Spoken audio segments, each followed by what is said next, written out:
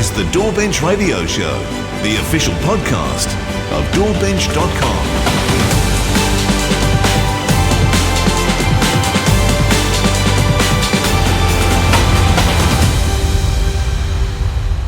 Welcome to the DAWbench Radio Show. I am your host, Vin Curigliano of AAVIM Technology in Melbourne, Australia. And joining me today, co-hosting again, is Erin McKimm, also in Melbourne. Erin. G'day, Vin. How you going? I'm good, mate. Thanks for having me back. Not a problem. My pleasure.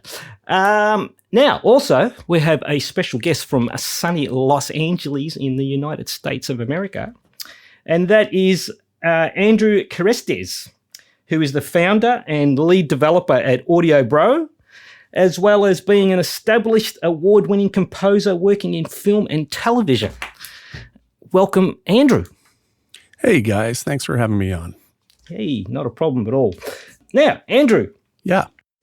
With what's become a bit of a tradition here at the DAWbench Radio Show, we have a bit of history that goes back about close to 20 years. And 20 years, I mean, that makes us feel very, very old. And that originates from the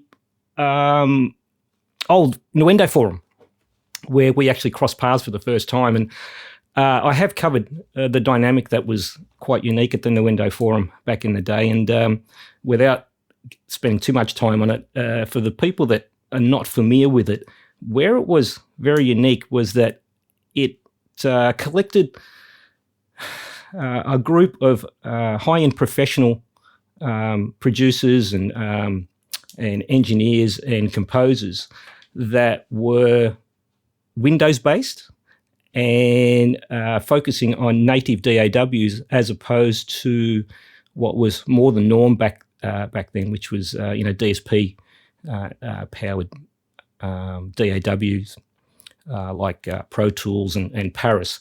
And we actually had a few refugees from both of those platforms, but it was very, very unique in the sense that one, it was more Windows based, and two, it was focusing on native DAWs. And that whole environment was evolving very, very quickly because the computer technologies were evolving very quickly in regards to number of cores and the speeds of the machine. So as that computer technology was developing, we were trying to find some way of measuring those performance improvements. And this is where, as a community, we first started working with DAW benchmarking. And the first popular benchmark back in the day at the forum was one that I called the Phonics test. Now, I've just been corrected that the correct pronunciation of the Phonics test was Tonex. That's correct. And the Tonex test was actually created by you, Andrew. Yeah, that was a test. If I recall, I think I did that right around, I might be mistaken, but I think I did that right around when OS 10 was first coming out. Right. And has it been that long? I think that was my main impetus. Is I went to PC. I abandoned Mac for a while because Nuendo wasn't working well with in OS 10. So I went to PC. I think that was my impetus. I can't be for certain. And so I was like, and kind of like, I didn't know much about the PC and how to set it up or anything. So I decided to just do a test and just gradually add do like 3 measures or 4 measures of something, and then 4 measures later, add a second track, adding more CPU, and then a third track, adding more CPU, and onwards and onwards. And I would see where things would start to break down. And what was good about the test is I think it used all of Nuendo's native plugins. So anybody who had Nuendo could test it out fairly, neutrally. And so that's what I did. And I didn't expect it to kind of take off, but it did. And I did it for purely selfish reasons, for me to figure out how my system was performing in my quote unquote real world, environment. But I guess it resonated with some other testers like you and some other people. Yeah. Look, at the time, we really had no way of measuring the scaling, and like I mentioned before, it was moving very, very rapidly. Now, the limitation of the test. So for what the purpose for the test for yourself was perfect. So you had a specific machine. You'd load up a session to the point where that specific machine would break. It's pretty much set at that processor level or process or resource level. The problem being with the test was that as it's being shared in the community and the machines were getting faster, then that test was no longer exhausting the resources. And then people were starting to measure, we're trying to figure out what kind of metric can we use for this test if it's not breaking the machine. And people started reading the CPU meter. And that was something that I wasn't overly comfortable with, because that so-called CPU meter isn't really a CPU meter. It's actually a audio efficiency meter. So there was CPU involved, obviously, but it was also down to the driver efficiency and the actual audio engine efficiency of Cubendo itself. So it was not an accurate metric. So if I remember rightly, we touched base when the first test was starting to get overrun quite quickly, and you developed a second one, which then got overrun very quickly again. I can't even remember that. To be honest with you, you remember more about this than I do. I think there was a Tonex 2, but I don't even. I think I'm remembering it now only because you are bringing it up. I mean, what was in that test, Vin? the Thonex 2. Well, look, we actually collaborated on the Thonex 2 because look, it was the internal plugins again. But again, that quickly got exhausted. So, and everyone was still relying on reading the meter, and so that was, I suppose, the motivation for me to develop something that didn't have a set top resource. It was I set out to develop something that started with literally no resource overhead, and then to build that resource until the machines broke, and that was the whole premise behind the DAWbench methodology, and it still serves us today. It did cause a little bit of controversy at the time because it was starting to show some limitations of various computer systems, and instead of being able to, say, for example, scale all the way up to the 80 or 90% resource that was available, they were breaking at 60, 65, and I've discussed that, and I won't go over it again, but that was the test was very, very different in the sense that it was scalable, it was incremental, it was very empirical, and we could actually pinpoint exactly where those machines were breaking and how much resource we had. So again, we are 15, 16, 17 years later from that first foray into that methodology, and we're still using it. So I do blame you for sending me down that rabbit warren, Andrew. I'm sorry. It's okay. It's interesting because on our forums we have a post about contact, about how to maximize contact, and one of the things about contact, when this was not discussed at all, I think, in the Tonex tests, but one of the counterintuitive things about contact is, a lot of people, what they want to do is they want to throw a bunch of instruments into one instance of contact, because they feel like, well, I don't want to take up more computer resources with multiple instances of contact. Well, the trick is to balance the number of instances of contact with the number of instruments in each contact. You don't want to cram 16 MIDI channels. Typically, you don't want to cram 16 heavy instruments into all the 16 MIDI channels of an instance of contact, because then it won't be sharing the resources of the cores. So you want to have multiple instances of contact to share with instruments, and that's something that I didn't discuss, or I didn't really know about with when I did those Tonex tests. So. Yeah, I think those Tonex tests are pretty outdated, especially people using so much, the samplers now in contact, and is such a pervasive, ubiquitous, let's put it that way, sampler, that a better advice would be, make sure you balance out the number of instances you have of contact and don't overload them with instruments. Have more instances, because in today's RAM, cheap RAM, an instance of contact takes virtually no RAM. Mm-hmm. So it's much better to do that and have better threading. Okay, that's a very interesting point, and I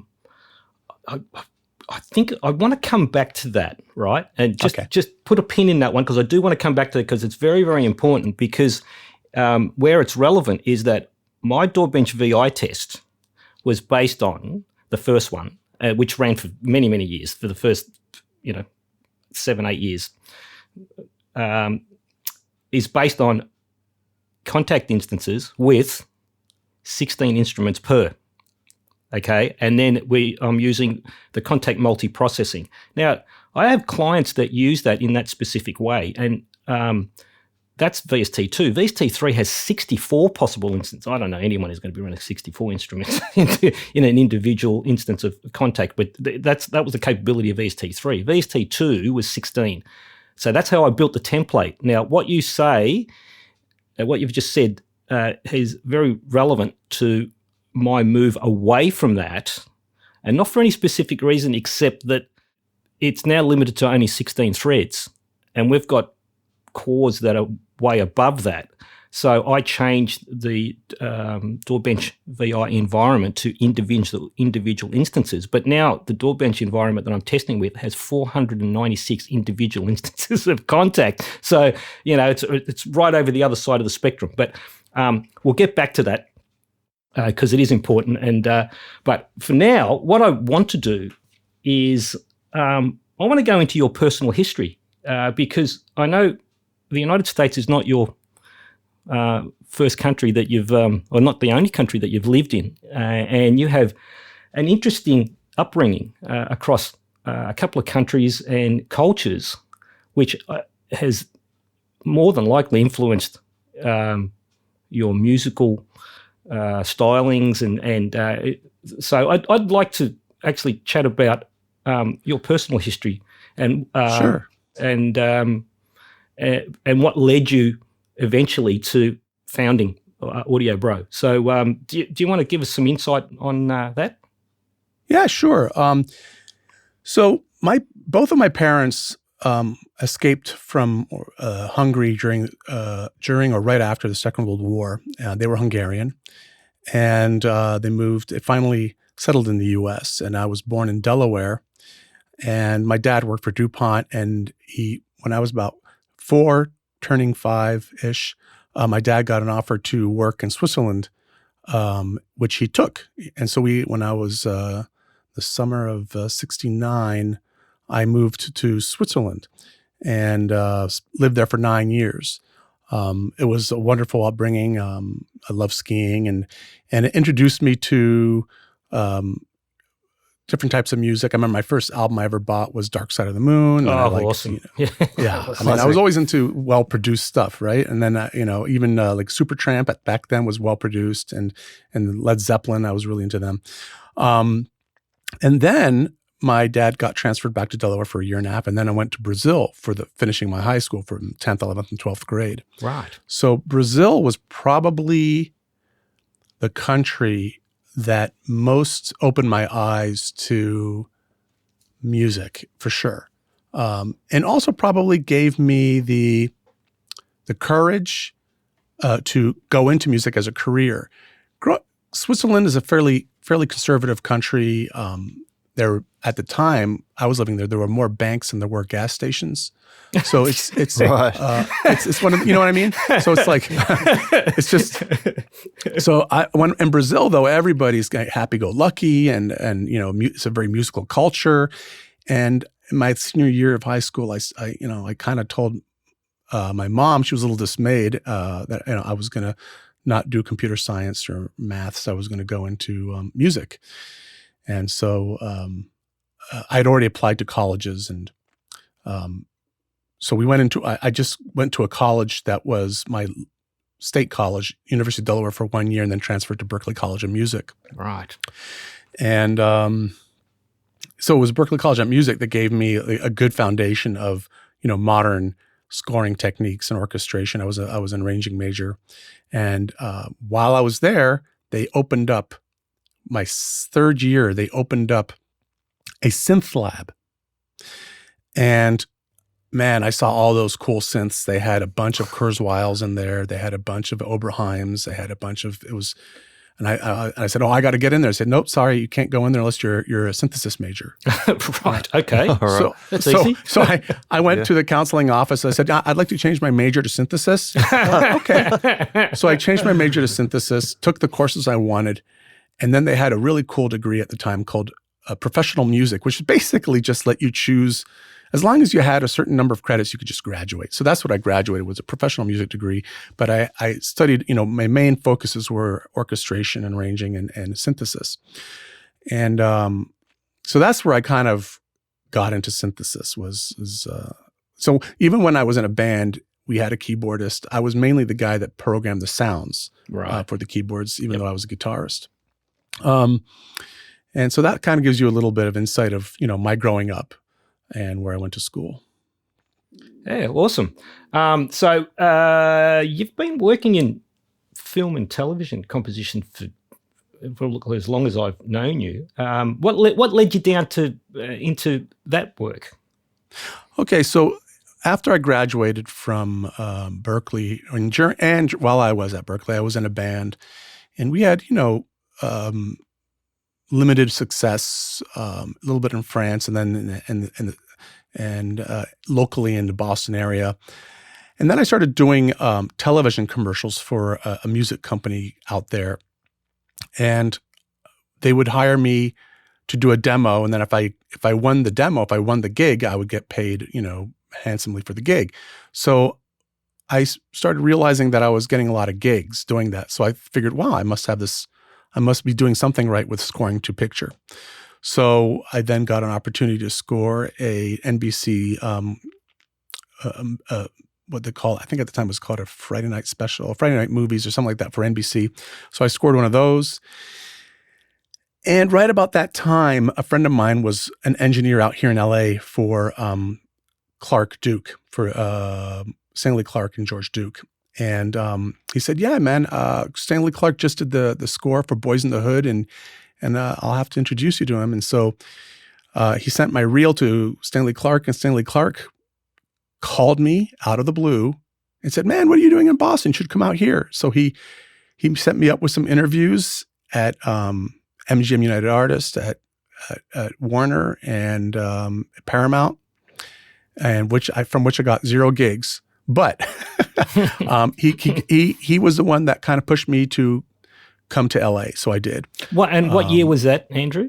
That was in 91. Wow. Okay. 91, 92. So when we say Stanley Clark, we're talking Stanley Clark, the bass player Stanley Clark. Yeah. And there's a really great story, if you don't mind, and it may be useful for a lot of people out there. So I had never met Stanley Clark to this day, but we talked on the phone numerous times. He saw my scoring reel for commercials and thought it was really good. And he called up, he literally called up, who was it? It was at the time, the VP of music for Warner. It's escaping me right now, but it will come, Doug Frank. So Doug Frank, I called Doug Frank and say, hey, Doug, I'd like to have a meeting with you. And he goes, oh, yeah. I talked to Stanley. He had great things to say about you. So I hooked up with the VP of music at Warner, in the Warner lot. And he goes, so Andrew, how's Carolyn? Or whatever the name was of Stanley's wife. I didn't even know her name. And I'm thinking, I'm assuming that must be Stanley's wife, right? So I said, oh yeah, she's doing great, never having met her. And so just roll with it. Yeah, I just rolled with it. So we had small talk. And then finally he goes, listen, Andrew, I watched your reel. And he goes, you're a great composer. You're really, really talented, but I can't hire you. And I said, sure you can. You're Doug Frank. And he goes, no, let me explain to you how it works here in LA. He goes, let's say I really love you and I think your stuff is great. You could be the next Beethoven. And see, my job here is to protect the investment of like a $40 million movie. At that time, 40 million was a lot for a movie. Mm-hmm. And he said, so let's just say this movie comes onto my desk and I say, I have a great composer for this project. His name is Andrew Keresztes. And the investors and producers are like, that's great. What's he done? Well, nothing really big, but he's really good. Chicken of the egg. And then egg. they start getting really nervous and the investors pull out, right? So he said, so my job is to protect the investment. So he says, what can I tell you? He says, stick around and work on a sleeper. And I said, well, what's a sleeper? And he said, well, a sleeper is a movie that never had a huge budget and was never really intended to make it, but it ended up becoming a big smash hit and your name is attached to that movie. For example, and I guess a modern day example or not so modern day would be a movie like My Big Fat Greek Wedding. Right. Have you guys ever heard of that? Yes. Yep. Yeah. Yep. Okay, so that was a fairly small budget movie. And let's say I had scored that. And so then Doug Frank would say, oh yeah, well, who's Andrew Keresztes? Oh, he's the guy that scored My Big Fat Greek Wedding. Oh yeah, let's hire him. So he said, work on a sleeper, which is something that becomes a big movie. And then call me back. Right. So I was waiting for that sleeper my whole life. So there you go. That was, so I worked on tons of B movies for Lionsgate, for, Fox, NBC, CBS. I mean, I had a great scoring career and I loved it, but I never was able to pierce through the A-list, movie, big A-list screen movies. So, but I still made a really nice living at it. So for all of you guys out there, don't be disheartened. Hang in there. Every few years, like I would call them up and say, hey, I just did Sabrina Teenage Witch cartoon series, 64 episodes. I know you work with Richard Stone on Animaniacs. Hey, what about me? And he would politely, take my call. But just, we had this friendship, this relationship, and it never really resulted to anything. But in a way, it's a very apt story for the way LA operates. Yeah, I mean, it's a reality check for a lot of people. Look, I lived in Los Angeles in 1989. And I was there right in the middle of the hair metal thing, so oh yeah, every one of us looked exactly the same. We would just seriously look like a bunch of cookie cutter, huge exploded hair. All the bands. Have you got any photos somewhere, Vin? Oh yeah, I've got them. And so did David Lee Roth look? I can tell you the David Lee Roth story, but off air, right? So I was there for most of the summer of an extended summer of 1989. But there was a reality check for me because I learned very, very quickly that being a keyboard player that had explosive hair and good songwriting talent meant little over there because unless you were a singer or a guitarist, they didn't really care. And then they were actually, they were signing these bands that had a good-looking guitarist and a good-looking singer and had some reasonable songs, and then they would surround those bands with session players and songwriters.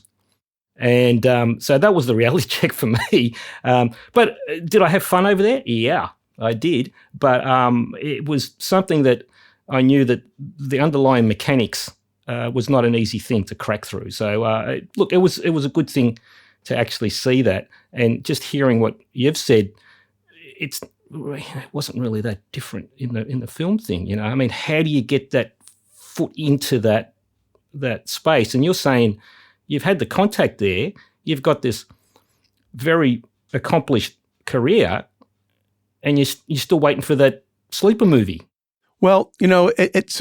I guess the subtext of that is there's more to score. There's more to having a successful scoring career than working on A-list movies, right? Yeah, correct. So I worked on a bunch of episodic television, and the nice thing about the great thing about animation is it has a long shelf life, and it gets translated into umpteen different languages, and it's played all over the world. Yep. So my residuals were nice. So, you can't always look at, from a living standpoint, and I think it's even different today because I'm not really up to date on the buyout licenses and all this stuff for Netflix and the Hulus and all that. Mm-hmm. So it's changed. A lot of things have changed. And I guess that would be a different podcast entirely. But yeah, I've been seeing, I've been reading a bit about that. And I think, was it Netflix that were trying to change the whole paradigm of royalties and stuff? Trying to introduce direct licensing, apparently, where basically you have a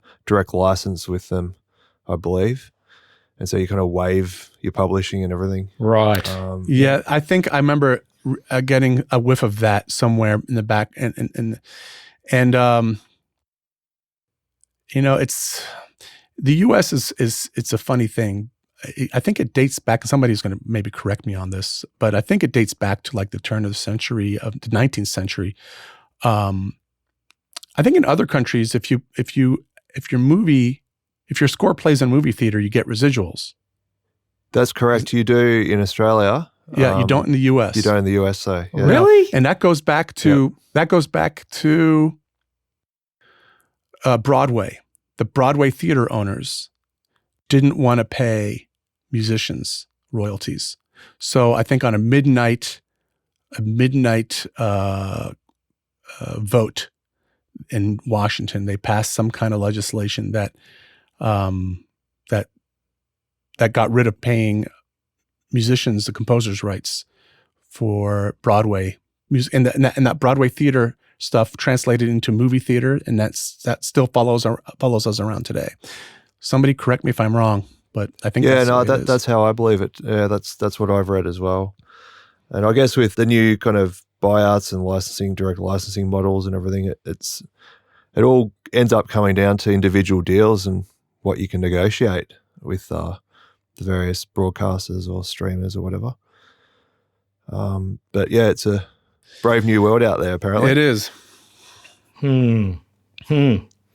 Wow. Okay. So you've done a whole stack of composition, and I remember.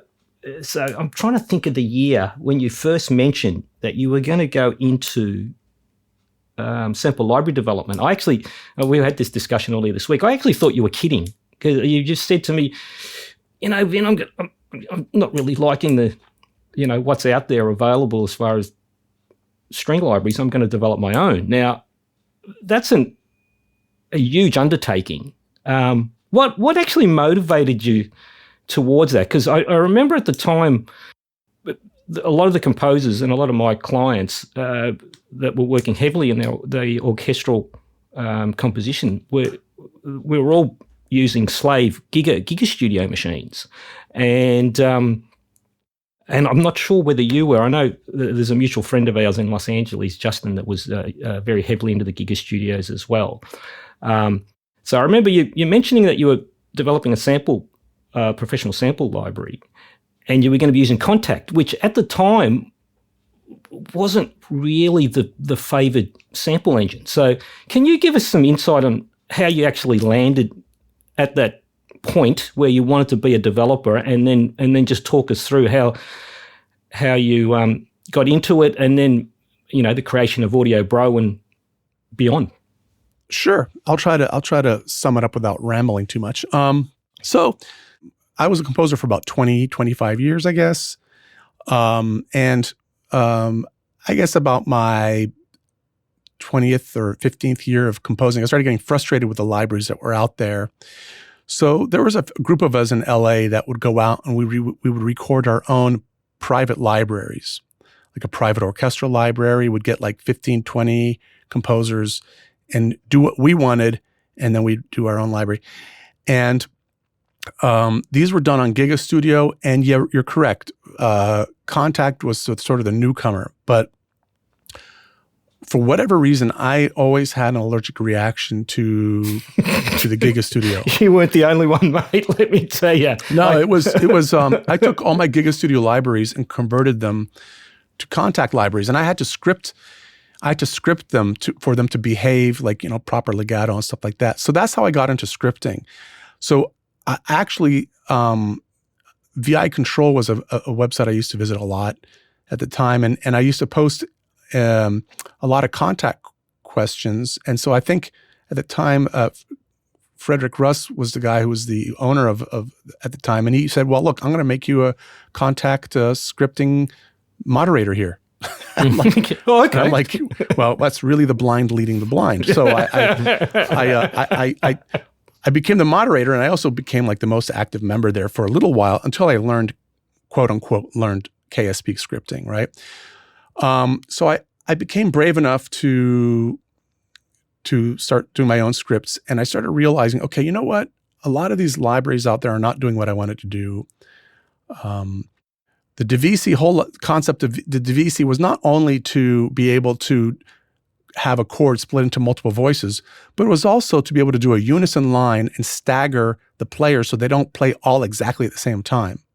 So that's when I decided, I was going to do, for myself actually, a library that employed this kind of new legato with multiple divisis so I could stagger them so they don't sound like static snapshots.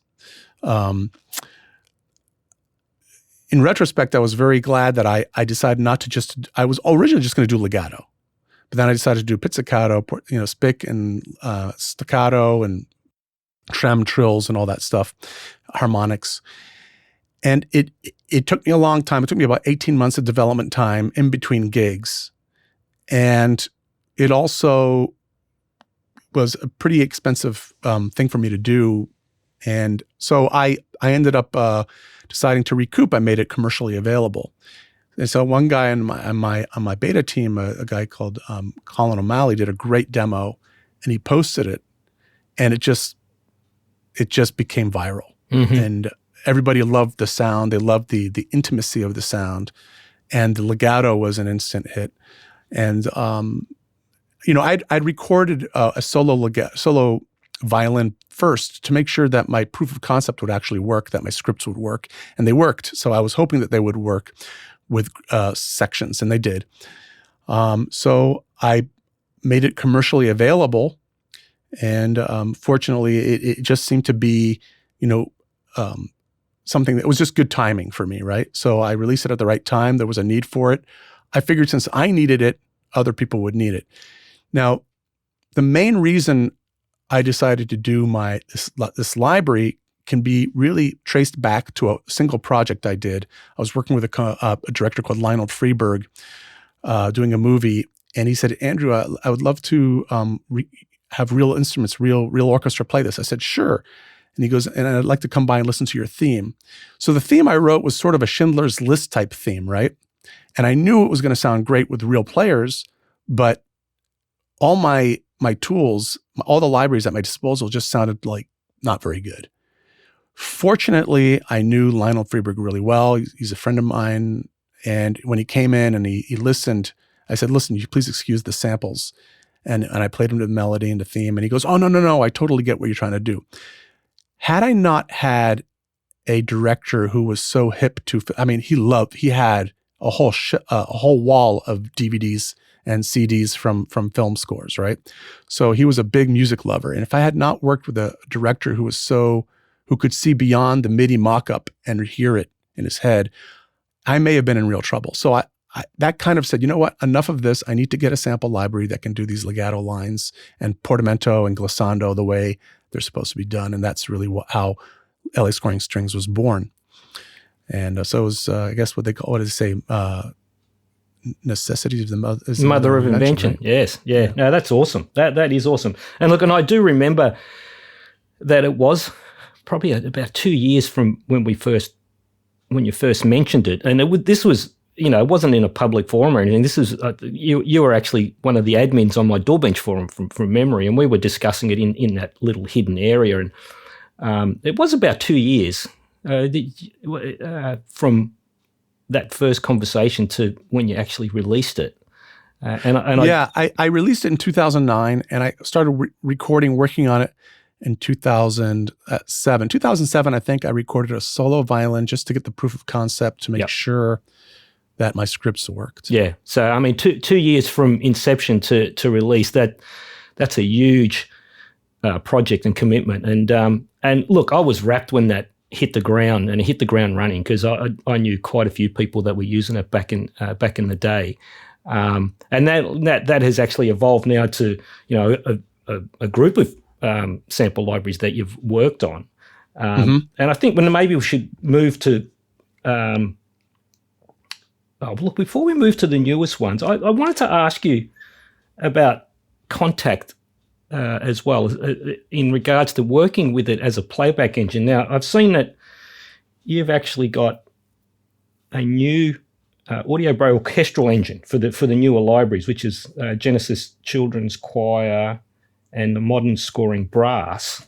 That's correct. So what actually is that orchestral engine? Now, is it still based on Kontakt, or have you moved on to like a totally independent engine. No, like some so of the other it's guys. still based on contact, Right. but there is so much scripting going on, making choices for you in real time, so that you don't have to do it yourself. And it solves a lot of problems, especially for DVC. Now, if I recorded 16 violins, or 16 violins, first violins, and 14 second violins, and had them all in. So let's say if I've recorded 30 violins in one take, then you'd have a huge violin section. But that's not the way we operate. We do stuff in DVC. So we needed an engine that could handle DVC and all the intricacies that come along with that. Voicings, when you're playing chords and you have internal voice leading, or you skip notes, and it has to be able to handle all that. Mm-hmm. So that really is what our engine is. It's a big script container that we can then load our samples in, and it just works. Right. And it answers it simplifies a lot of things. LA Scoring Strings was great for when it came out, but it's grown, it's long in the tooth now, and we know that. So when we came out with our choir library, we used that library's release as a way to test our new engine. And it was wonderfully received. So we did our homework, and there's very few bugs, and it was a solid thing. And it handles DVC, and it doesn't sound broken. If you play more than let's say that it's 4-part DVC. If you play more than 4 notes, it will play a 5th note, and it will just do it intelligently. Mm-hmm. So you don't have to think about it. So that's what it is. It's an engine that we scripted but we're using Contact as the main, sample playback engine. Right. But the orchestral part of it, how the DVC is handled, the routing, the audio routing, how when you play staccatos, the auto rhythm tool and all that stuff has now been built into an orchestral engine that we call an orchestral engine. Right. So it's the engine is very specific to your libraries and your development, but it's still got a core of Contact as the engine. So that was the question, because I've seen a few of the other sample library developers moving away from Contact completely, and there's a bit of grumbling with some of the end users that they've actually done that with some of the core libraries. And from a technical standpoint, Contact is pretty hard to beat with voice count, preload buffers, streaming off disk performance. It just is. It's as far as I know, the best streaming library out there. And we have a great relationship with Native Instruments. And I mean, when I bitch and moan to them, they actually do listen, because we license their product, and so they listen to us. mm-hmm. So, if I could come out with a better engine, I would. But they've done a lot of things right, and we've looked at other solutions and found them to be lacking in a number of areas, usually in performance areas. And since our libraries involve DVC, there's usually a higher voice count. So we need a library that's pretty efficient and that can handle a lot of voices. Yep. And look, and over the years, and I don't have to name them, but there's people that have moved off Contact, done their own engine, and it took, there was one major library developer that I think it took up to about version 4 or 5 of that engine of theirs before it was, even what I would call vaguely reliable. So I do find it interesting, and it is the thing with Contact licensing as well. What I noticed is that a lot of the libraries now, in the past, they were being offered that you could use the Contact player, but now a lot of them are actually making a specific definition that you need the full Contact. Yeah, that's a choice that a developer will make. There's a few things that come, with actually licensing the Contact engine as a developer. Mm-hmm. What it means is if anybody wants to buy your software, they don't have to buy Kontakt. It will work on Kontakt Player. And it will be fully supported with Kontakt Player. It will also be a much more transparent integration, full integration with NKS. So with their keyboards, right? So their whole keyboard system that have the colored keys and the knobs on them will be automatically assigned to all the controls that you set up for as a developer. And you can't do that. You can do that without being a licensed developer, but you're putting a little bit more onus on the end user to jump through a few hoops. Right now we're happy with the way we're using keyboard. It costs us more money to license it, but I think the end user ultimately is happier. Yeah. And it also appears in the library tab to the left. So that's exactly right. access. So little things like that, right? Yeah. I think there are workarounds for that. I don't know them, but I think there are workarounds for that, but you have to kind of know what you're doing. And so for just plug and play, it's good to be, every so often we get hey, do I need to buy Kontakt Full to run your library? And I can assure them that no, they don't, that they can just download a free player and it will work perfectly well. Right. I have a question regarding Kontakt 5 and Kontakt 6. So I've only just bought Kontakt 6 because there's starting to be some libraries that can only work in Kontakt 6. As a developer, do you need to develop in Kontakt 5 in order to be backwards compatible, or are you just moving straight onto 6 for the new effects and the various new things that it offers? So we're working on a library currently, and we're working on an early version of Kontakt 6 that doesn't. So here's the thing with Kontakt 6.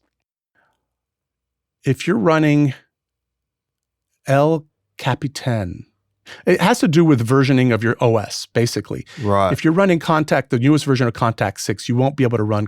You won't be able to run it on a Mac running El Capitan, or maybe perhaps a version of a certain Windows version. I'm not sure, but so we did some research. We found out that 12% of our users are still using El Capitan or earlier.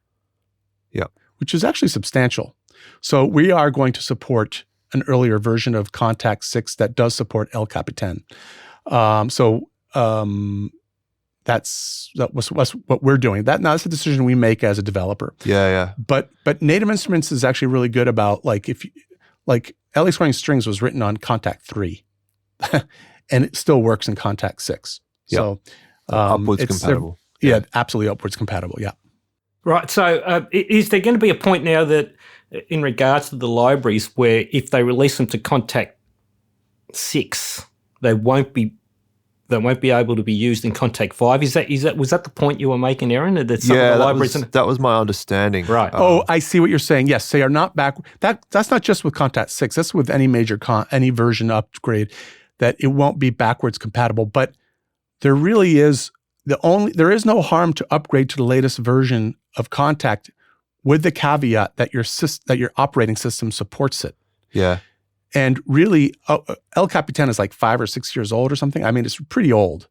But that just kind of, actually my Mac, my 2009 Mac will not go beyond El Capitan.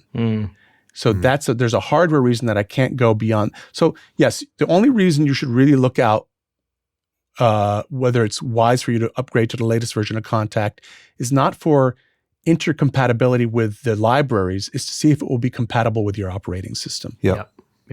Not that's really the real reason you should look. I don't really think there's another reason. Right. Yeah. Well, I do know that a lot of my clients are still using Kontakt 5 for whatever reason. They haven't made the full transition to 6. Or just to rebuild a massive template is an investment, I suppose. Yeah. I don't think. Maybe. Yeah. Maybe not. I don't know. I don't know if that's actually the case, because I think if you replace the drivers, this is the guy. I have a guy that works for me, Sebastian Katz. He's a real tech guru in our company, and he would know more. But I can't answer that intelligently. Yeah, I'm going to do some tests anyway. I haven't even downloaded it yet, but that's kind of on the list of things to do. Just one other question, Andrew, kind of circling back a bit. So, yeah, from my understanding with your engine, essentially you're using Kontakt. It's kind of like a sample playing shell, and then the whole engine is scripted. You're kind of bypassing, you can drop a sample into Kontakt and map it over the piano roll, etc., kind of all visually without scripting at all. But what I'm assuming is that with your engine, it's kind of bypassing all of that kind of GUI patch building aspect of it, and it's using scripting to kind of to control everything. Yeah, it's actually a hybrid. There are certain things that we use some of native instruments, like some of Kontakt's native modulators, for example, to do certain things. Yeah. So some of their native things, but we do other things on our own, like volume, crossfading. All that stuff is scripted because it needs to be for DAWIM and triggering. So it's there's and in fact, we found that with the high voice count, we were getting better performance with our scripts than with some of the native modulators. So that's an interesting side note. But I think that's credit to the scripting itself. Yeah, that's really interesting because I only really realized this because I kind of open up Kontakt instruments just to have a look under the hood as much as I can, just out of interest. And I opened up one called Thrill by, I think, Galaxy Instruments. It's distributed by Native Instruments. Mm-hmm. And when I open it up, it's like every note wasn't on the piano kind of roll where you drop the samples. It was just all these blocks. It was like this grid that had no relevance to where the keys actually sat or anything. And that's kind of what opened my eyes to that fact that you can kind of bypass aspects of that with scripting completely and just kind of build your own or make your own way of using the engine, which that's right. is really interesting. Yes, you can do that. You can absolutely create a tool to map things a certain way, and then you can have a script that will play them back based on how they were mapped. Yeah. So if you write a script that will play, like if you look at your as the instruments as a Kontakt instrument is basically a bucket of samples. Yeah. Then you write a script that will just take those buckets and play them, right? So it's just really all those zones on the keys. You can do it. You can map it out manually, like most people would, or you can just script something that will just say, "I want you to play this sample on this note," and it doesn't matter where it is. So yeah, that's what they were doing. I don't know the library, but I can assume that's what they're doing. Yeah. I've got a quick question, Andrew. Seeing that LASS goes back to Kontakt 3, the sample format, the waveform format that Kontakt used between 3 and 4, because there was a change there, if I'm not mistaken. Aha. And the reason I'm asking is that my DAWbench VI benchmark is the actual samples, the original samples were from Kontakt 3. And you can still remap the samples from Kontakt 4 and 5, I believe, but I think people are having a real problem. No, they're actually having a problem even in Kontakt 5. So maybe 3 and 4, there was definitely, you can actually get the samples to map correctly in 4. Could it be, Vin, that you're talking about when Native Instruments introduced NCW files? These are compressed files that are lossless? Yes, exactly. Now, the reason I'm bringing that up is that if that benchmark, if I use the latest samples, because it is a really dense and heavy session and it loops back on itself, so there's thousands of notes of polyphony, and all of a sudden the thing is actually cutting off and re-looping. What I found was that if I was using the samples from Kontakt 4, as it looped back, it would drop a whole stack of polyphony, which would completely render the benchmark useless. There were bugs. There were some. Well, just like any complicated software, there's going to be a ton of bugs. But there were some bugs that were what I called the 48K bug. Right. And that was a bug that Native fixed, that loop points under certain circumstances when the samples were at 48K, and I think the person was playing it back on a 44K machine, and there's some circumstances the loop wouldn't happen properly. It would you'd get a glitch on the loop. Right. Or something like that. I think that was taken care of years ago. But I mean, look, every development cycle, there's like a whole new batch of things that we learn about, and I'm getting fuzzy on when that was. Is that what you're talking about? Well, I just remember there was an actual different format. I think it's exactly what you're talking about. It was a different format between 3 and 4, right? And actually even like whatever the extension was for the samples was completely different. And the behavior of the sample libraries between 3 and 4, and it doesn't matter whether it's in Contact 3, 4, or 5, because I haven't gone to 6. If I use the later samples, there was a high likelihood that as the session looped back on itself, a lot of those instruments would be dropping a whole stack of polyphony. And again, that because the benchmark is actually incremental and more empirical, it was rendering it useless. So that's why I'm still using those original samples. So for anyone that wants to test DAWbench at a serious level, they've really got to contact me, and I'll have to provision some samples for them to actually test it correctly. Otherwise, it can move around quite a bit. Most people use NCWs now, right? In Contact. So if your test, you probably should include NCW files. There's an interesting thing about having. We talked about benefits about licensing with native instruments. Mm-hmm. One that I didn't bring up and you're reminding me of now is, for whatever reason, and Sebastian that works with AudioBro doesn't quite, he says there's really no reason this should be this way, but it just is. For whatever reason, if you have a huge library and Native Instruments encodes it into their NKX files, into these big consolidated files, yep, they play back much more efficiently and load more efficiently than otherwise. Right. Okay. And that's just a happy. Well, I mean, that's one thing you're paying for now.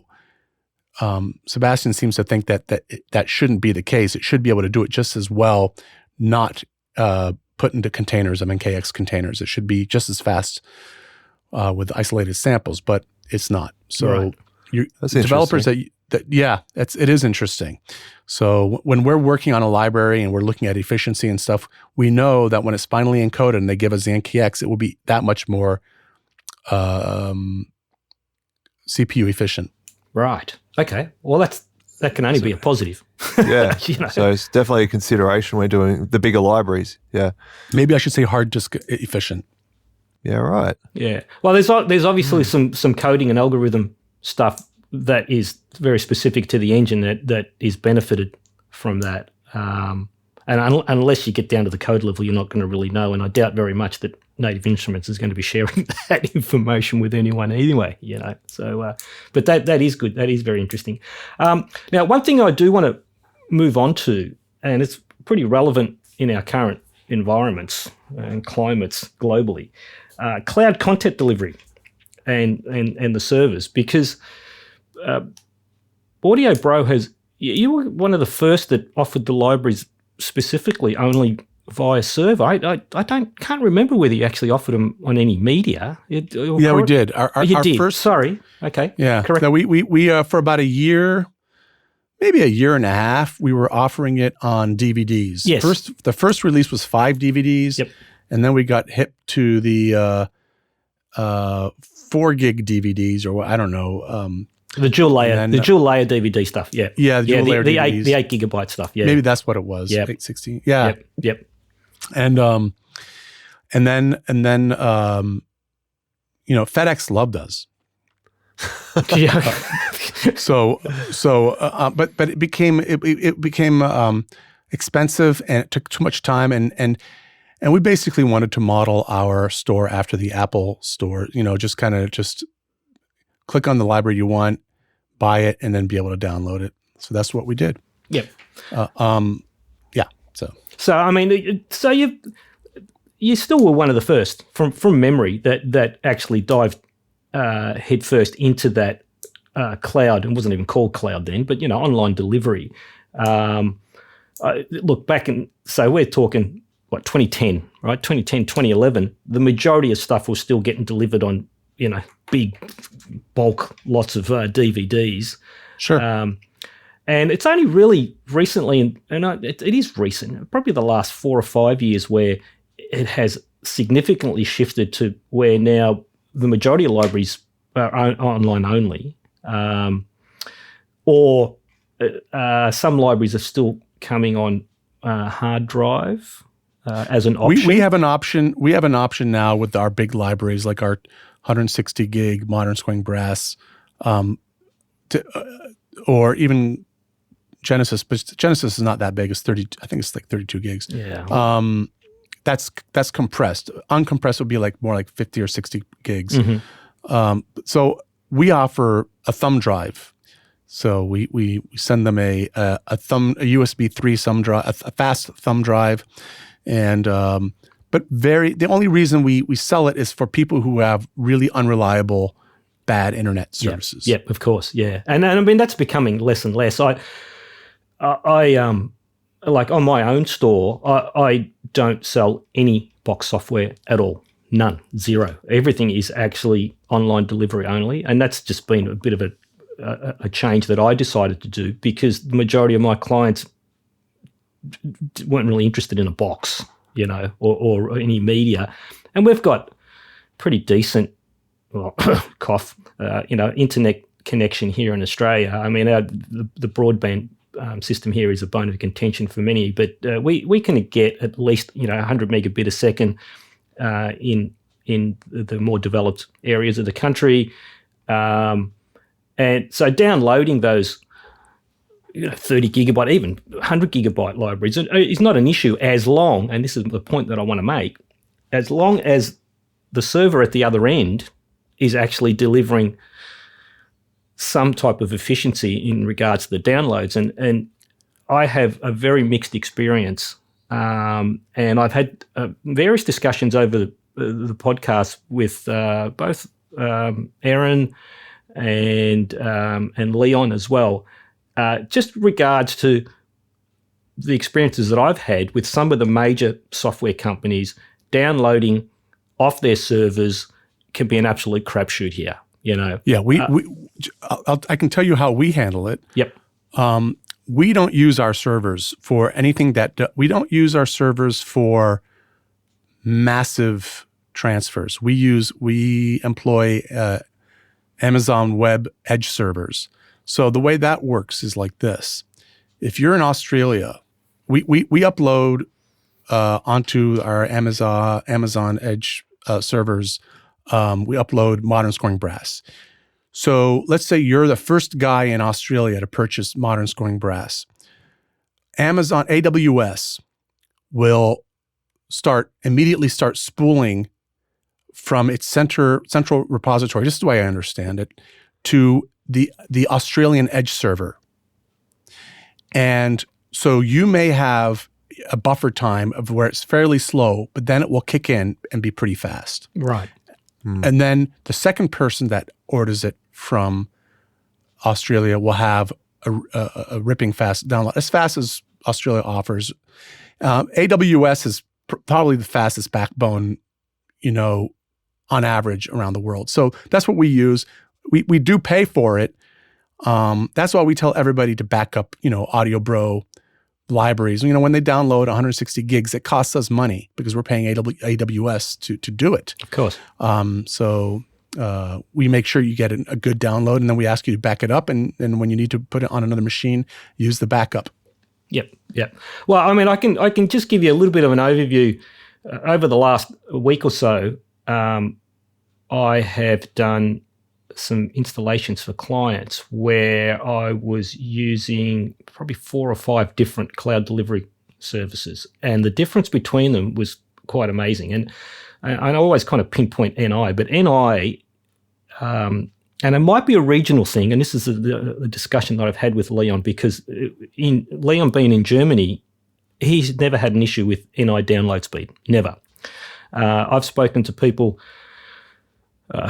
not only here over in the Southern Hemisphere, but also in America that have had issues with downloading from NI. Now, just to give you a perfect example, Presonus was with their Studio One. Their content is about 30 gig. And so I was doing an install for a client, and the Presonus installation and the content, 30 minutes, maybe, let's say an hour at tops, but I think it was actually quicker than that. Now, he had some NI complete, it wasn't an NI complete, but there was about 40 gigabyte of NI content download. And so I'd finished the Presonus stuff, fired up the NI one, and it took 24 hours for that 40 gig. It's just. See, I haven't had that issue with NI though, because I've downloaded stuff through native access, and it seems pretty standard. Yeah, but I mean, how often are you hitting it? How not often? That often. Right. Not as much as you would. No. All. So the thing is, and this is the point that I'm making, is that there have been other times where I've hit native access for 100 gigabyte worth of download, and it comes down in 4 hours. But then other days, I did one during this lockdown period. It was 180 gig. The guy had a whole stack of content. It took me a week, literally a week. And not to go down the rabbit hole on this, but I mean, do you ever do a trace route? No. So on your network, one of your network tools, you should be able to trace the route that your internet is taking to get to the NI servers. Right. And if there's a crap load of hops, and then there's certain numbers of milliseconds of hops in between, that would be the problem. So it may be, these things are dynamic based on traffic. Mm-hmm. So it may be traffic based. Well, I think it's also regional as well. But and again, because this is the conversation, I could be having the conversation on the same day or within the same week where I'm having a horrendous download speeds from the NI servers, and Leon is downloading stuff at full bandwidth. So I think it's a regional thing, and you might be right. It could be that.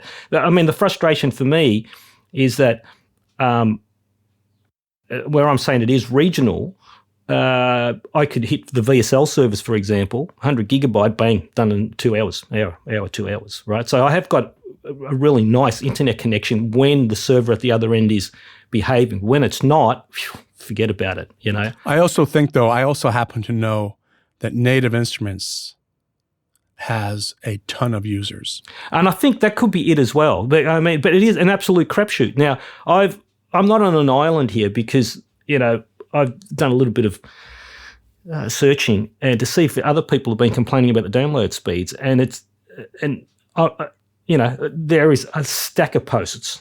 And there's always people trying to suggest, and I think one person was suggesting the traces and then trying to do this with a firewall and all the rest of it. Nothing is actually working. You either get a really good connection where you get this, the maximum download speed that I get is around 10 to 12 megabyte a second on a good day, and on a good server connection. It could be a whole host of things. It could be your ISP. It could be. But why just the NI one? On exactly the same day, I could hit the Presonus one, I could hit the VSL one, I could hit the Isotope servers, and they're flying in full bandwidth, 10 to 12 megabyte a second, not a problem. Hit NI, go to sleep. You come back in a week. Yeah, it takes a different route to get to that server, I'm guessing. Yeah, so I think that's the challenge, because as we're going more and more into this cloud dependency, because as more and more people are actually working from home and relying more on the cloud delivery services, that for people like myself in these regional, well, not regional, well, here in away from Europe or the main US servers, we're really at the mercy. I can name a couple other companies, but I've had a bit of a rant about them in some other podcasts, so I won't mention them. But and this is not me bashing on NI. I'm just trying to get my head around how could we go from full bandwidth, and then all of a sudden it just stops dead. So I've had instances where it has been just flying in, absolutely flying in,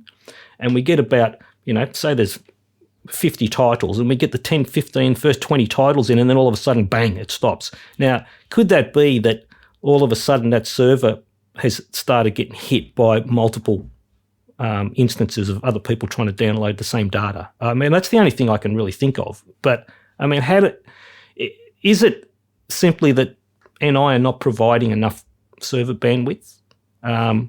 Or it could be that everybody is watching the latest news show on their for a on their week internet account for a week though. Or NI have just released a free plugin and everyone's downloading it.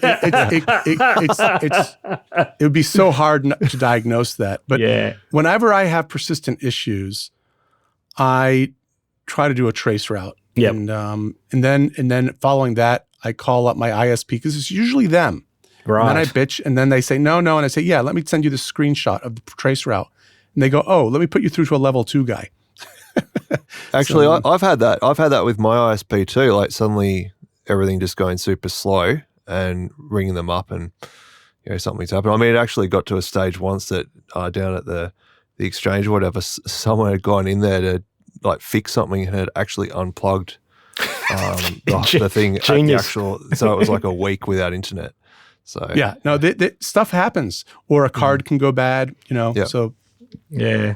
Well, look, it is an interesting area, and it's only going to grow. And but it was something that I did want to cover with you because you've taken the approach of you're using the Amazon servers, and what you actually explained, where the first pull is going from that regional one in the US, and the second one from Australia, they've actually got it stored locally or more closer to.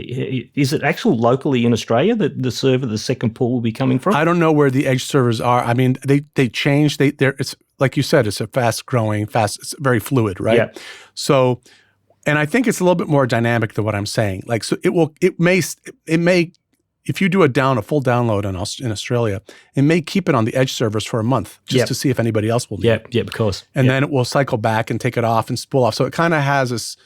I'm sure Amazon has this an algorithm that it uses, and those algorithms may be fluid also. I don't know, but that's the way it was explained to me a few years ago, and that's my story, and I'm sticking to it. Yeah. But I mean, I haven't heard anyone complaining about the download speeds for your. Company, oh no! So. We get complaints. We get complaints, okay, and it's frustrating. It's frustrating because usually the biggest problem with any download is an overzealous antivirus application. Yep. And they say, well, I never have any problem downloading anything else. And I say, well, that's because you're downloading apps. When you're downloading apps, antiviruses are a little different. But when you start to want to write content into a folder, then antiviruses all of a sudden get really suspicious. Yep, of course. So you need to turn off the firewall antivirus, and we tell them that in our in our instructions, yada yada yada. But invariably we have to remind them again. So that's probably the biggest thing. The next biggest thing would probably be they're going Wi-Fi, not using wired. Of course. The third thing is they have their system to go to sleep. All right. So I have a basic cut and paste that I send everybody when they first have a problem with downloads, and and a FAQ, not a FAQ, but just a solutions bullet points of solutions and what to do, what not to do, and that usually cures it. But then once in a while, though, we'll get people complaining of slow downloads. And what can I do? I mean, I'm pretty sure it's on their end. Yeah. Unless but AWS, I mean, they're humans too, so maybe they have issues. But it's like, I mean, all I can do is get the best service I can and pay them, and hopefully it will work. Yeah. Right? Yeah. So. Yeah. Awesome. All right.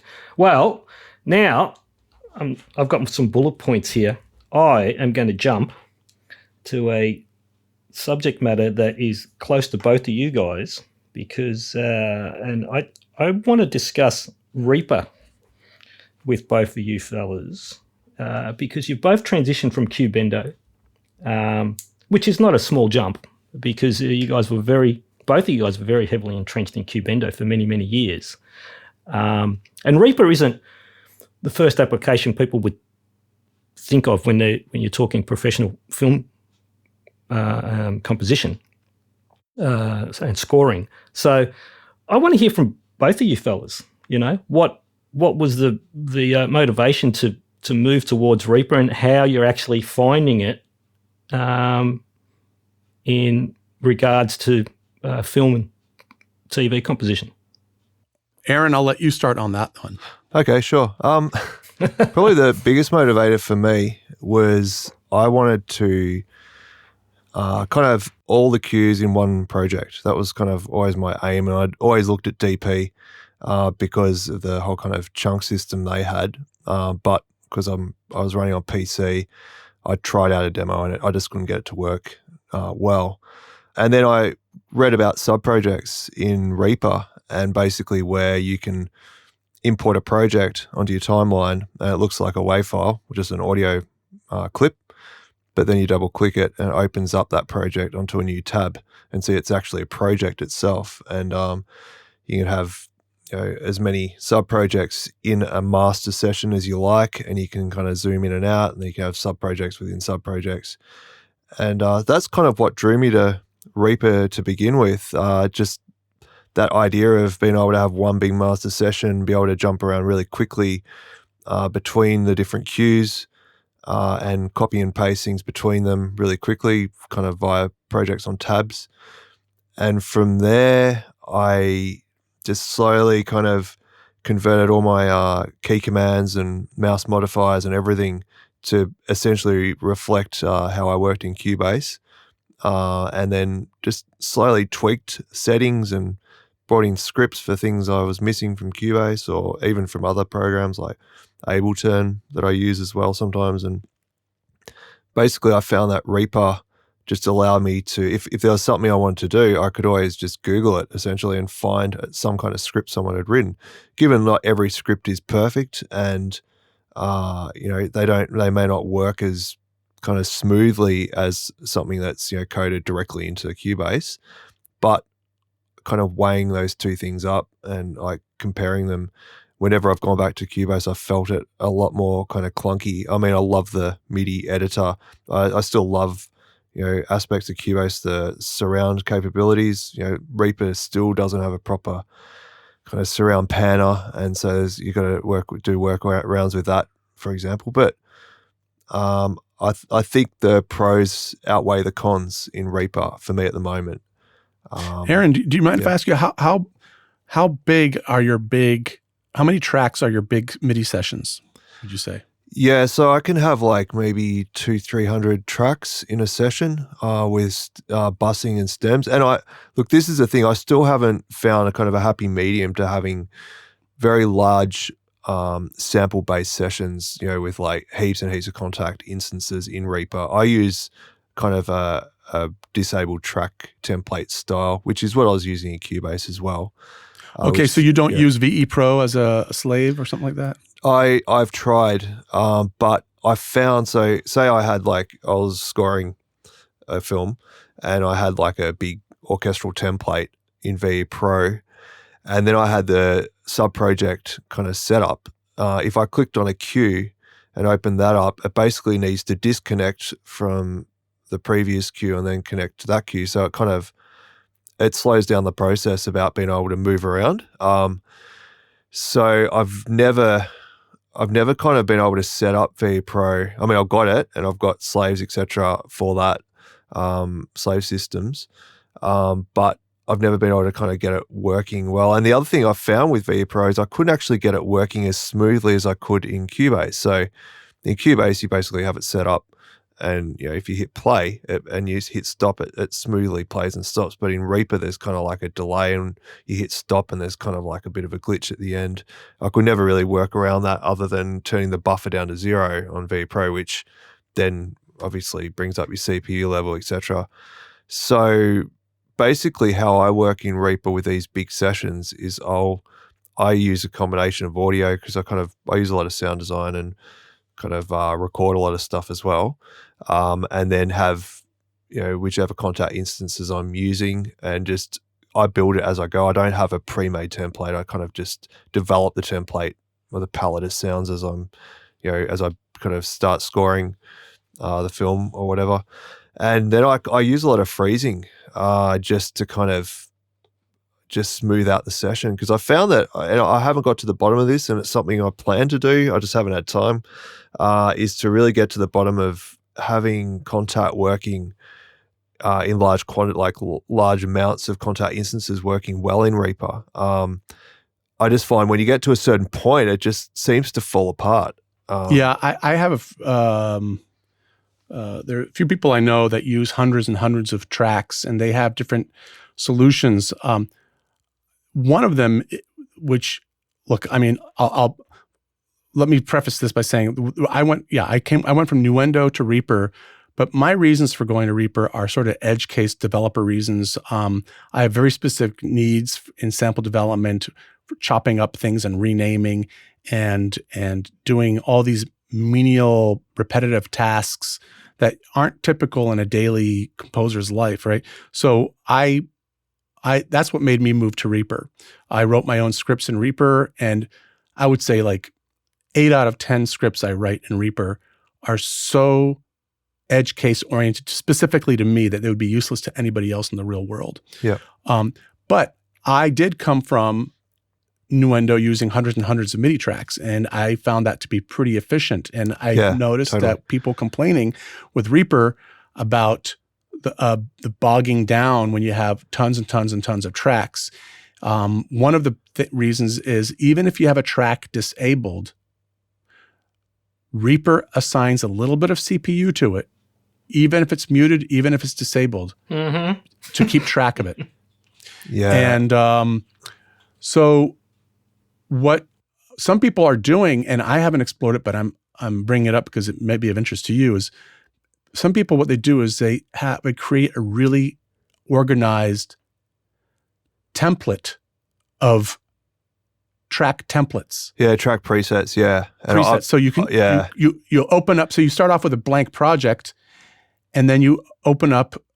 You click on your track template preset, and it opens up like 6 tracks of like staccato strings. So that way you instead of having like 400 tracks of everything you don't need, right? You only load what you do need.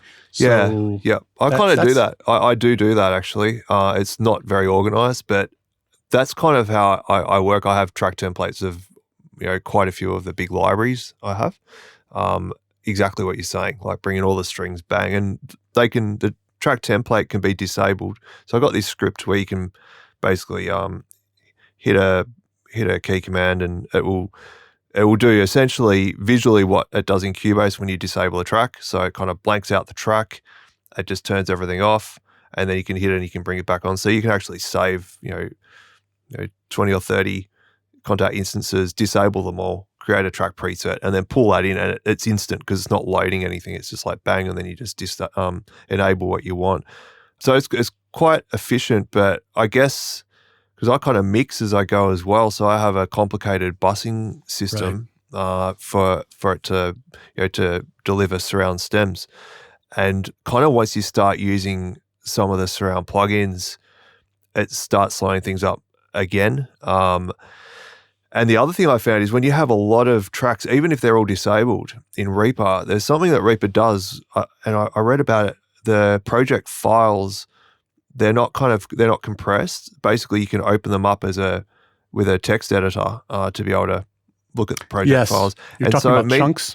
Yeah, I think so. So they end up being quite large. So when you've got I built a massive disabled template. Disable Kontakt instance template in Reaper. Like we're talking hundreds and hundreds of tracks all disabled. But then the save time, like if you've got autosave on, which I always have autosave happening every 10 minutes or whatever, it's just this long wait for it to save and write that project because of the size of the thing. Yeah, and the reason for that is actually the Kontakt, the native instrument, the Kontakt chunk is a binary chunk. And what it does is it's in that chunk, and this is what I've actually gone down the rabbit hole on this in the last couple of months. Yeah. This is really going to bore all your listeners, by the way. This is something that we don't know really how to bring it up to native instruments because we don't know what the solution is. But those chunks basically store every sample zone in the project. And I'm sorry, in the instrument. Yeah. So you have like these huge, if you open up that file and you look at the text on it, you'll see like pages and pages and pages of just binary gobbledygook for one instance of contact. And the funny thing is you can save it and then save it again, and it's a little different. I'm not quite sure the reason why. Yeah. So I've been talking to a few people about this. The reason I think is Contact wants to be able to look at your latest state always of the way it was saved. Yeah. And since it is an editable instrument, it looks at the zones and everything and all that stuff.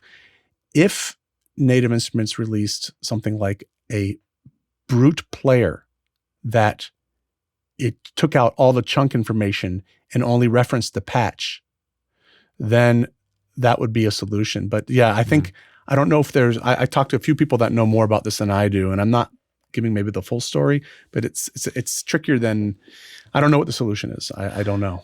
Yeah. I'm wondering, with what you guys have just spoken about there, could that be in any way related to what I'm seeing with that massive template of mine at specific latencies? Even just loading the session, 90% of the instruments are offline and muted. And this has to do with the save size. Oh, it's a save. Okay, size. Sorry. So this is the buffering. When I say buffering, I'm talking about a chunk of binary. That's really interesting. Code. If you do this one day, save a simple Reaper instrument, a simple Reaper project with one track of Contact with an empty instance of Contact, nothing in it. Then double click on and create an empty instrument. Save that again, and then load in, like, I don't know, any commercially released Contact library, and then look and compare the text versions of those saved files of those, and you'll see what I'm talking about. That's interesting. Similarly with Cubase, I had the same issue with a massive template I built with disabled instances, and the project file sizes were like 1 or 2 gigabytes. I think that's a Contact thing. Yeah, it sounds like it because, similar thing in Reaper. Okay. And the point that I was trying to make was that I'm just seeing these really high idle resource levels with these large templates, which actually increases as the core counts rise. So I don't know what the actual correlation is just yet. It is only with I think I touched on it a little bit. Somebody explained it to me that knows more about this stuff than I do, that he said that every single track, whether it's on, off, disabled, whatever, in Reaper, takes up some cycles. They keep track of it, right, for whatever reason. And so even if you have a ton of tracks that you're not using, it is taking up minimal resources. But when you add hundreds and hundreds and hundreds of them, that adds up. That all accumulates. So they're not truly off when you mute it. No. Well, even offline, it is taking cycles. Okay. Yep. So, but my question, and I'm still waiting on a response, is that why is that idle resource increasing as the core counts rise? Now, I mean, to the point, and I've sent you guys some of these screenshots, going from 4 to 6 to 8 to 16 to 18 core machines, and so doubled all of those in regards to threads. So by the time we get to that 18 core machine at a 64 sample buffer, I load the session. I'm not even pressing play. Nothing's playing. And the task manager is peaked at 100%. We're pegged. We're completely pegged. But the Reaper meter is nowhere near pegged. So that is actually our idle reserve. It's actually reserved those resources. So if we step back a little bit, and let's just say the idle reserve is 80%, which is quite high, and you're looking at that 80%, and you're thinking, hang on, as soon as I start interacting with this session and start loading up more, that thing's going to trip that task manager resource immediately. It doesn't. It actually uses that 80% of reserved resource before it actually accumulates any further. The problem being is that on those larger core machines, there is the danger of actually even just loading the session will tip the task manager to the point where the machine's inoperable. So this is the thing that I'm trying to navigate around at the moment. And I've read over the years kind of variations of this same thing, and people that are using really large templates, and it's always the orchestral compositional environments, and they've always reported it in a slightly different manner, but it's all based around the same thing. Now, what I'm seeing is that the danger for me is that as the core counts rise and you're using the same large template, so say you went from a 6-core machine and the idle reserve was 50%, and you could work with that, and it's easy. You can work with it, and it won't accumulate until you actually use that first 50%. But if then you move the exact same session to an 18-core machine and simply open it, could tip all your available resource before you even press play. So this is the thing that I need to have an answer on, and the threading options in Reaper can actually, by playing with those, we can actually change the idle reserve level. So I'm needing to get my head around what is going on. It is directly related to contact. It doesn't make any difference whether the instrument is online, offline, or muted. It makes no difference whatsoever. And it is an interesting thing, but it is an area that I'm like a dog with a bone now, because I need to find it, because if I'm going to be recommending Reaper to more of my professional composer clients using these large templates, I need to get my head around that, especially because we're not going to stop at 18 core, guys, right? We're going to be moving into those 24, 32 and beyond. And Reaper is, supposed to be supporting 128 threads. It gets very, very messy in anything above 32. And this is a discussion I had with Justin in our initial podcast. But I've got a whole stack of data where it's just really not behaving as expected. And there's no point going to those higher core systems if we can't actually resolve this large session problem. I will say this, going back to me going from Nuendo to Reaper, it was mainly for the edge case usage and stuff. But I'm talking to some other people about Reaper. A lot of people have described Reaper to me as this, and I tend to agree with it. They describe it as a do-it-yourself DAW. Yeah, totally. Because I, in good conscience, can't recommend, unless I know the person really well and I know their personality and I know their stick-to-itiveness, I wouldn't be able to recommend Reaper to somebody who's been using Cubase for 30 years or 20 years or 15 years or 10 years. Of course. Unless I'm like, okay, you know what? You're going to have to get used to a whole new set of key commands, and it's a whole kind of different way of looking at audio tracks. There's no difference between audio tracks and MIDI tracks. There's a lot of things that tripped me up initially, and I was grumbling a lot initially until you start to realize, hey, I'm building my own DAW.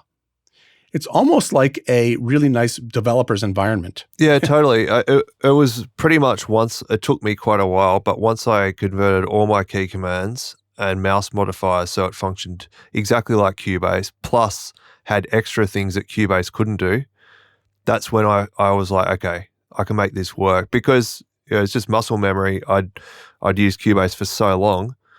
It's like I found it very frustrating just how Reaper came, and then the next thing was finding a theme that kind of worked, in the way that my brain kind of, worked with the DAW, which have different tracks, separate. I developed a Tonix. I developed a Tonix theme.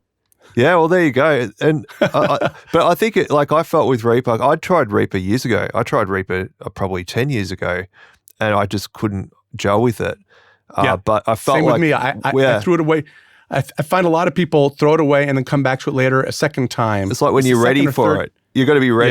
Yeah. It's like you're at a certain point where you've kind of tried everything and you're frustrated with certain things, and you kind of at a certain point, it's like time to kind of take the plunge and kind of convert everything over. I mean, there's just one other thing I wanted to say. That another big draw card for me with Reaper was because I come from an electronic music background and sampling and all that kind of stuff, and I found that out of any DAW, Reaper has this ability. You can put in audio files and you can literally like pitch them musically, semitone or sense.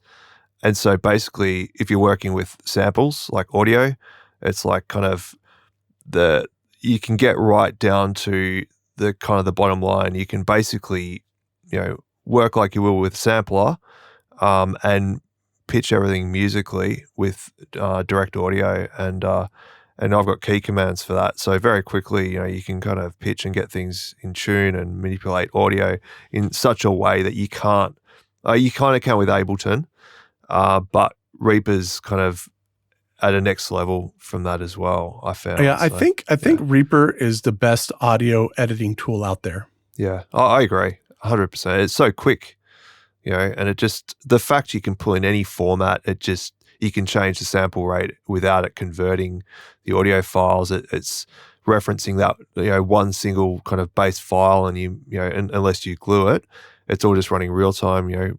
Time stretching and pitching and reversing and everything. It's just so instantaneous and kind of ergonomic with audio, I find, compared to anything else. It's awesome for that. And you were talking about a surround panner before, how you were frustrated with that. Yeah. I actually had the opposite reaction.